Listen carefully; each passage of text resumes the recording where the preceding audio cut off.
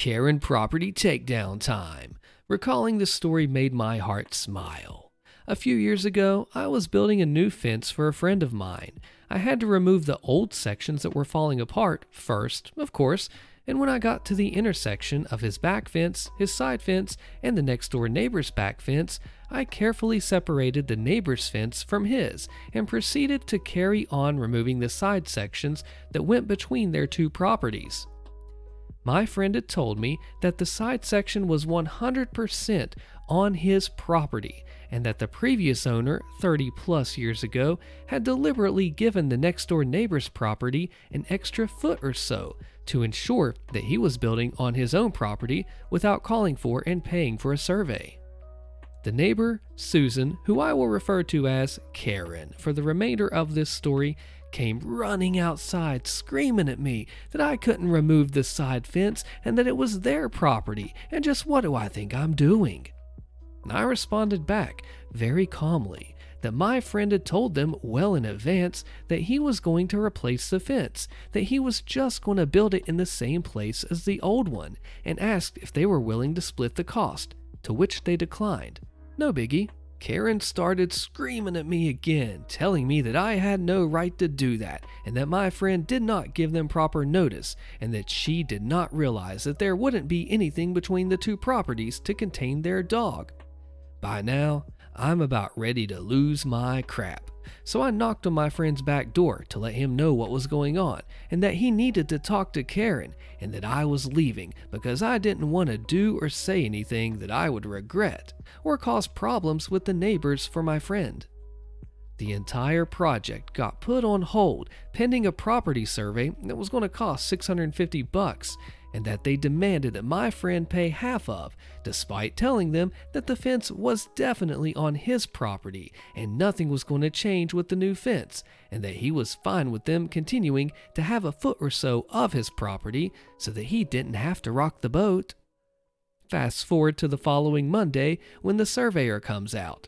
Turns out the old side fence was not a little on my friend's property, but almost 10 feet onto his property, and the neighbors had built up raised flower beds and done a nice brick retaining wall right up along the fence line that they had spent a lot of money just in materials for, never mind the time they put in constructing it.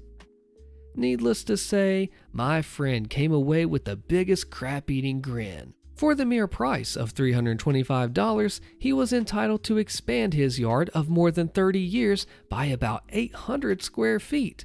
And Karen and her husband, who happened to be the polar opposite of his wife in personality and was super nice, spent the next week moving their garden, retaining wall, and all of the dirt that was on my friend's property so that I could build the fence on his side of the actual property line. And then they hired the cheapest contractors they could find to slap up a fence on their side of the property line, and they spent almost as much as my friend did on their new fence. I gave my friend the friends and family discount. 3 years later, the last 20 feet or so of their fence is on the ground already because it was such a crappy job that it fell over in a moderate windstorm this past spring. My friend's fence is still standing, rock solid, and his dogs are definitely making good use of the 800 extra square feet. Isn't this just a great tell of I know something you don't know, you're going to be rude, I'm going to take you down. What would have you done? World's nicest guy gets revenge on cheating ex-fiance by living his best life, posted by Unlikely Win Revenge. This is about a buddy of mine, the most decent guy you could ever be lucky enough to call a friend, and how he got nuclear revenge on his cheating ex-fiance who dumped him for his best friend, all the while still being the most upstanding, greatest guy that you can imagine. I've pieced this story together from things that my friend and his wife have told me over the decade that we've been friends. There's not enough room to tell you how great this guy is, but believe me, he's been there for me like a rock when things were darkest. Cast of characters. Let's call my friend Buddy, the ex-fiancée Lisa, and the hapless best friend Richard, aka Dick. As you read this story, you always have to remember that Buddy is literally the greatest guy on the planet. Dick is, well, kind of a jerk, annoying as heck, but my buddy says he always means well, and his heart is in the right place. Lisa is as big of a cheating, lying, self-centered narcissist as ever walked the face of the earth. Other people are Ray, another high school friend of Buddy and Dick, Jen, Buddy's wife, and Bob and Linda, Dick's dad and mom. All the names are fake. The background. Our story begins when Buddy, Dick, and Lisa are all in middle school together at a typical suburban high school outside Southern City. Football team, Friday night lights, and so on. The three of them are all in marching band, inseparable friends. If you know band types, Buddy plays the French horn, Dick plays the tuba. I don't know what Lisa played, probably the flute because it's like a cliche. Buddy and Lisa are the boyfriend and girlfriend, and Dick is a happy third wheel. As they get older, Buddy and Lisa explore the physical side of their relationship like normal high school kids do, while Dick is happy to be a player. He's decent looking, so he has no problem getting action, and also occasionally makes use of the professional women in their town. This will be important later. Buddy and Lisa, typical good students, go on to prestigious public university in Southern City. Dick drops out of high school, but a self-taught programmer winds up with a decent career in tech. Buddy graduates college early with honors and proposes to Lisa at his graduation dinner with a small diamond because he's put himself through school and that's all he can afford. She accepts. Buddy gets a job at fancy consulting firm in prestigious city, and Lisa finishes college back home in Southern City. Comes time for Lisa to graduate, Buddy helps his fiancée also get a job at fancy consulting firm. During her last spring break, she flies up to prestigious city to visit Buddy and interview for her job, and she gets pregnant. She flies back home, tells Dick that she's in trouble, and he takes her to the appointment building. Neither of them tell Buddy, ever. I heard about this from Buddy's wife, who heard it from Dick one night when he was drunk. As far as I know, Buddy still doesn't know. Buddy, if you ever read this, sorry dude, I should have told you, but it wasn't my place. The betrayal. Lisa realizes when she doesn't want to tell Buddy about her procedure that she can't marry him, but she's not brave enough to break it off. Instead, she ghosts him, and he finds out through the HR department of fancy consulting firm that she's turned down her job offer and won't be moving to prestigious city after all. Buddy calls Dick, and Dick says, "Dude, I'm sorry, but it's worse. Lisa and I are now a couple. You can punch me in the face next time that we get together." Somehow, Buddy and Dick decide that Lisa isn't worth destroying their friendship, so they stay best friends, going hunting together on Dick's family place in the country and so on. Lisa is not happy about this, but Dick tells her that if she makes him choose, he'll choose Buddy. The follow-up. Buddy takes a year or so to get over it and starts dating again. Pretty soon, he meets Jen and falls madly in love, crazy in love, and to make things better, Jen is just as crazy about him. In less than 6 months, they're engaged. Now, the thing you have to understand is that Lisa is drop-dead gorgeous. She's not tall enough to be a model, just average height, but she's got these giant blue eyes and super long eyelashes, long and shiny wavy dark brown hair, an exquisite face, and a terrific figure. She's prettier than a movie star, and being beautiful is really important to her. Jen is pretty enough, but regular, and she really and truly doesn't give a crap. Dick travels to prestigious city without Lisa to meet Buddy's fiancée. He and Jen really get along, and Jen gets along with like everybody, and reports back to Lisa that Buddy is really happy, and his fiancée Jen is awesome, and so on. Lisa gets jealous and pouty when she hears about Jen's Ivy League education, but then Dick makes a point of telling her that Jen is nowhere near as hot as Lisa, so she'll stop sulking at least until she gets an invitation to the wedding. Lisa pitches a fit, refuses to go, and tries to prevent Dick from going, but there's no way in heck he'll miss his best friend's wedding, so he goes stag. No big deal, it's a super small low-key wedding. But at the wedding, Dick reconnects with another high school friend of theirs, a guy named Ray, whose date to the wedding was actually someone else's wife. Ray has a thing for married women, and this is important. Buddy and Jen go on living their best lives. At some point, Buddy gets an Ivy League MBA. His career takes off like gangbusters. They pop out a couple of kids. Jen quits her career to be a stay-at-home mom. They're rich as heck, still crazy in love, and blissfully happy. A couple times a year, the guys get together and bring their wives along. At some point, Dick and Lisa get married. Buddy and Jen are not invited to the wedding, by the way. But the women get along okay. Jen gets along with everyone, and Lisa's happy because she's thinner and prettier than Jen, especially after both women have been through pregnancy and childbirth. The years tick on. Things get complicated. One day, this is around 2008, when Buddy, Jen, and Dick are all playing World of Warcraft together. Dick gets them on TeamSpeak, a voice chat program, and tells a heck of a story. Dick and Lisa have continued to hang out with Ray, their high school friend who has a thing for married women. He's turned his eye on Lisa, who, even after 3 kids, is hotter than she was in college. She's leaned heavily into the MILF role, while Dick has had enough of her nonsense. He's decided to divorce her 3 times, but each time, when he tells her, she cries and gets all pouty. Then they have one last time, hanging out together. She gets pregnant, and then bam, Dick and Lisa's 3 kids. Ray goes in hard with his practice seduction routine, and Lisa cries to Dick that she just can't stand it, and can she please just do stuff with Ray? They do. Dick watches, goes in for more, and Lisa and Dick's marriage enters its suburban swinger era. Dick gives Jen and Buddy every gory detail over the course of a 2-hour conversation, the swinging, while they're all killing wolves on low-level alts in Elwyn Forest, and Lisa is upstairs with a bottle of wine. It's obvious during their next visit that Dick wants to join in on some fun times with Buddy and Jen, but they're not into that, and after an awkward 5 minutes, things go back to normal. The kids all play together, the women make small talk, and Buddy and Dick hang out together doing the normal things that guys do. Dick tells Buddy that the reason that they're into swinging is that he gets off on watching Lisa being degraded, and Lisa gets off on making Dick feels like he's not man enough for her. This marriage is not happy. But Dick wants to stay married because Lisa's hot as heck. She's got a solid career, and he's a mid-level tech guy with a GED who works from home while he takes care of 3 kids, so he'll never be able to do better. Things get worse. Dick calls Buddy to chat. His marriage has gone to heck. Lisa has, in her words, met the love of her life. She's moved on from Ray and from the swinging scene and is now having an affair with the guy from the accounting department at her job. She's staying out all night. She's ignoring the kids. Dick and Lisa take the kids on a swank vacation to try to focus on their family, and spends all her time crying because she misses her accounting partner and she doesn't want to be there. She doesn't want a divorce because she knows she'll lose the kids when she's drunk all the time, and she doesn't want to have to pay Dick child support. She wants him to let her live whatever life she wants, while he does all the cooking and cleaning and childcare and still brings in 50% of the household money.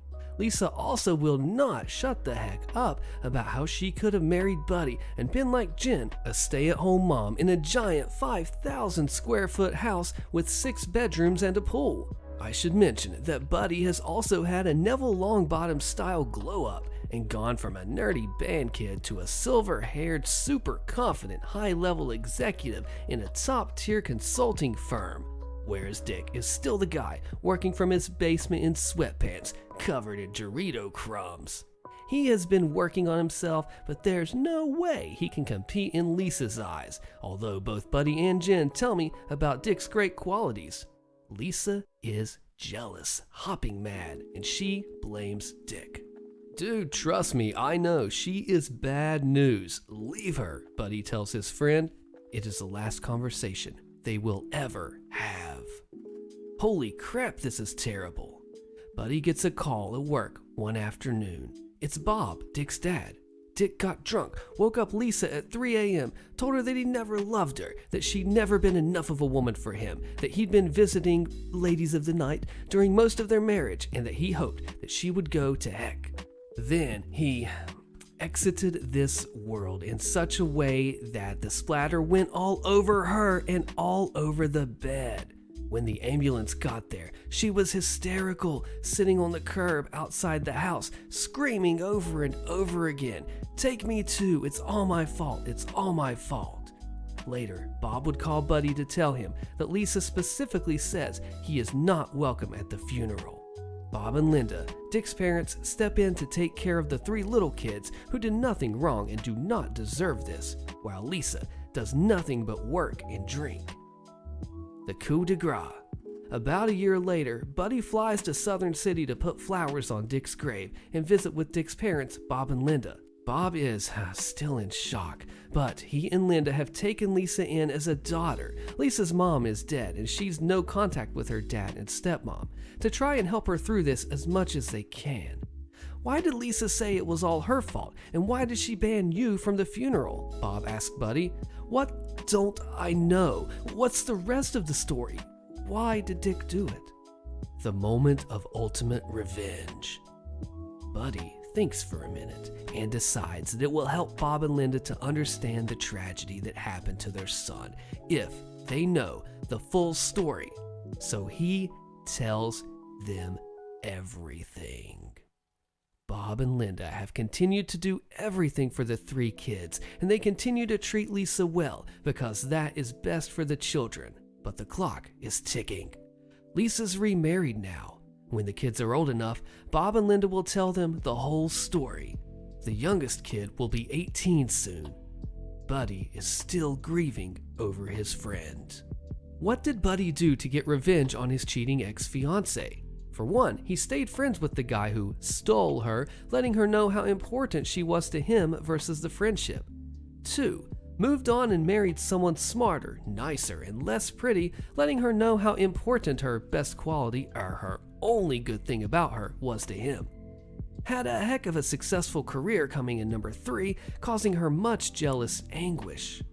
Number 4, had a massive glow up between 30 and 40, causing her much jealous anguish. Number 5, had a terrific marriage, causing her much jealous anguish and also letting her know that the problem in their relationship was not him. Number 6, respected her boundaries when she uninvited him to his best friend's funeral, causing best friend's dad to ask the fateful question that, in my opinion, ticks this over from karma to nuclear.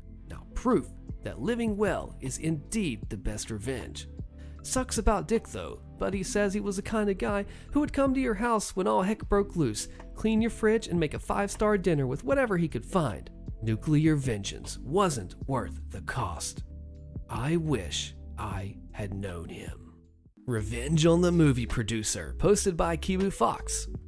Please allow me to note well in advance, this story is not mine. In fact, it's a rather popular story in a town that I once lived in, Savannah, Georgia, and it centers around one homeowner who got royally annoyed with a movie producer. There will be a note at the end about the fellow the story is about for those interested. Okay, so first and foremost, when movie producers are looking for places to set a movie that takes place in colonial or even 1800s cities in the US, due to the sheer number of parks, wide roads, and period houses, they'll often select Savannah, Georgia. They'll pull up all the Spanish moss out of the trees or trim it back, pour dirt on the roads around the squares, and effectively backdate that part of the city to fit most any place, even up to some having used the area as a setting for places like early Washington, D.C., and even places in Britain or France. Typically, when producers do this, they will pay each homeowner whose house is used as background flavor a couple $1,000s for the licensing to do so. That'll be important later. Trust me. They issue some rules like no electric lights being visible, not coming out of any door that faces the street, and you have to move your automobiles away from the drive if you have a drive. Well, in 1979, a producer came from Hollywood with the intention of using Savannah for that very purpose. Specifically, the producer was from one of the big 3-letter TV channels and was working on making a made-for-TV movie talking about the events after the assassination of Lincoln and the subsequent accusations of the doctor present at his death. The production went to the city to seek permission and then sent an announcement out to each of the homeowners telling them of the various days that the shoot was going to take place. However, much to their downfall, they also noted that the production company would not be compensating the homeowners for the use of their homes as backdrops. This was met with some great annoyance by the homeowners, who turned to the city for help only to be told that it was their civic duty to allow the use of their homes. Most everyone agreed to this and bit their lips. One homeowner, however, didn't. He decided to get revenge on the production, attempting to screw up their shooting every chance he got. He first started by leaving his car out in front of his house only to have it towed before filming started. He threatened legal action against the studio, but that fell on deaf ears. He forbade the use of his home in some of the shots, but the production company got the city to make him back down. Eventually, enough was enough. So he waited, biding his time until it was certain that they were filming. When the day came that his house was being used as a background shot, the homeowner grabbed a massive Nazi flag and hung it out in front of the house out of one of the top windows.